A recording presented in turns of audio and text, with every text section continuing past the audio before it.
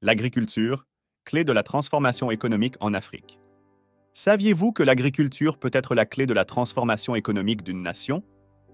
Dans cette vidéo, découvrez comment le capitaine Ibrahim Traoré, en visitant un champ d'ananas, incarne un exemple exceptionnel de leadership visionnaire et de proximité authentique avec son peuple. Restez avec nous pour explorer cette rencontre inspirante où la terre elle-même devient un symbole d'espoir, de renouveau et d'indépendance économique pour l'Afrique.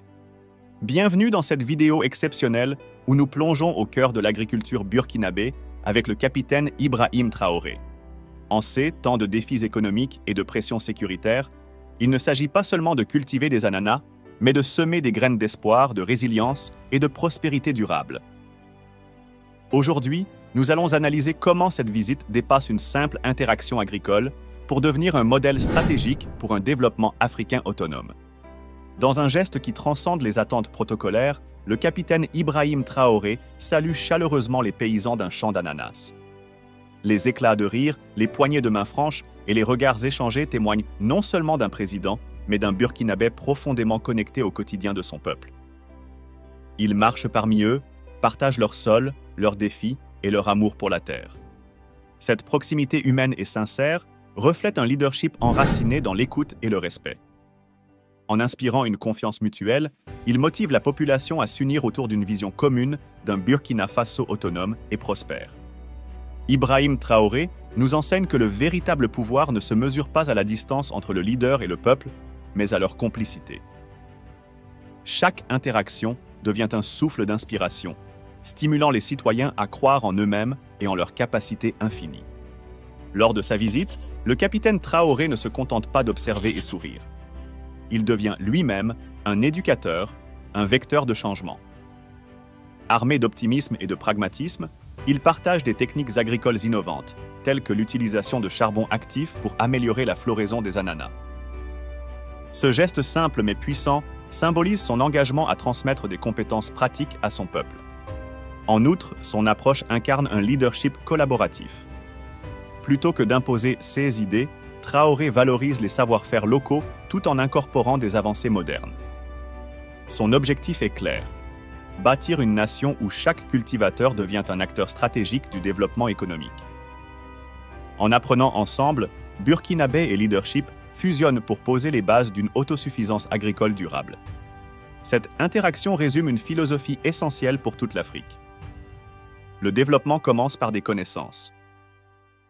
En adoptant une approche inclusive et éducative, Traoré montre que chaque individu peut jouer un rôle actif dans le redressement de son pays. Il inspire un sentiment de fierté et de responsabilité collective, des valeurs essentielles pour le progrès du continent. En visitant une région diversifiée où ananas, cacao et café prospèrent côte à côte, le capitaine Traoré illustre l'importance cruciale de la diversification agricole.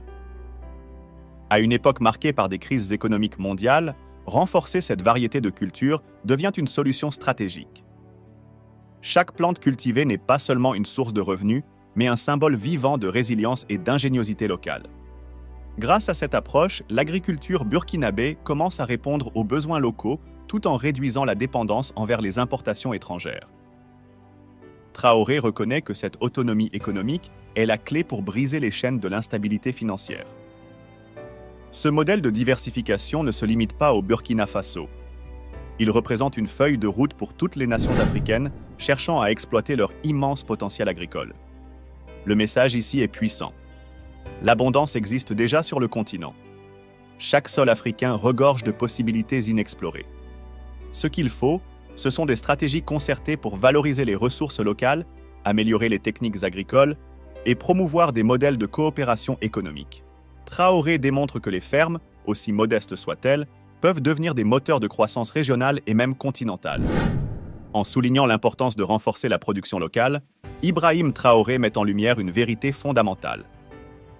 La construction d'une économie robuste commence par l'exploitation intelligente de ses propres ressources.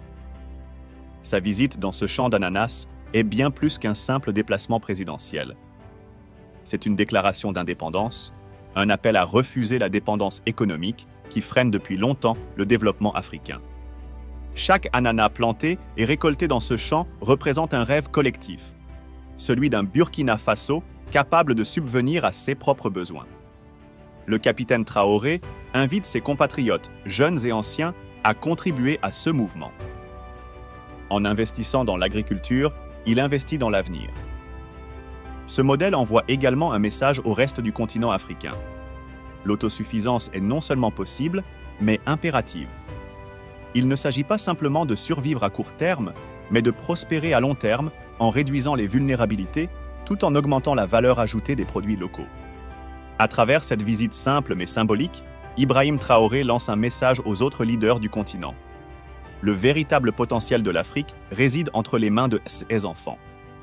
En plaçant l'agriculture souvent négligée au centre de sa stratégie économique, il offre au continent une vision nouvelle et inclusive pour surmonter les obstacles historiques. Ce geste appelle à l'unité et à la solidarité entre les nations africaines. L'agriculture n'est pas qu'une question de production alimentaire.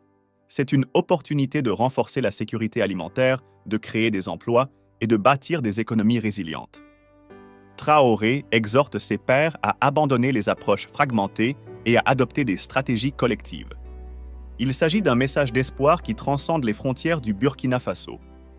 Si des dirigeants de chaque nation africaine s'engageaient avec la même ferveur pour leur peuple, l'Afrique tout entière pourrait relever les défis du XXIe siècle, un champ à la fois, une récolte à la fois. Le leadership du capitaine Ibrahim Traoré ne se résume pas à des plans économiques ou politiques abstraits. Il se vit au quotidien dans la manière dont il connecte, inspire et motive son peuple. Sa visite dans ce champ d'ananas n'était pas une démonstration de pouvoir, mais une leçon de courage, de travail acharné et d'amour inébranlable pour sa patrie. Ce champ n'est pas seulement une terre cultivée, il est un symbole de renaissance, évoquant une Afrique qui croit en elle-même. Traoré rappelle qu'avec une vision claire et un travail collectif, même les défis les plus complexes peuvent être surmontés. Chaque interaction avec les agriculteurs, chaque technique partagée, chaque encouragement offert représente un pas de plus vers une nation forte et indépendante. En définitive, ce n'est pas seulement une leçon pour le Burkina Faso, mais une inspiration pour tout le continent. L'Afrique a tout ce qu'il faut pour réussir. Des terres fertiles, une riche culture de résilience et une jeunesse débordante de potentiel. Il suffit de croire en ses atouts, de les exploiter avec stratégie et solidarité.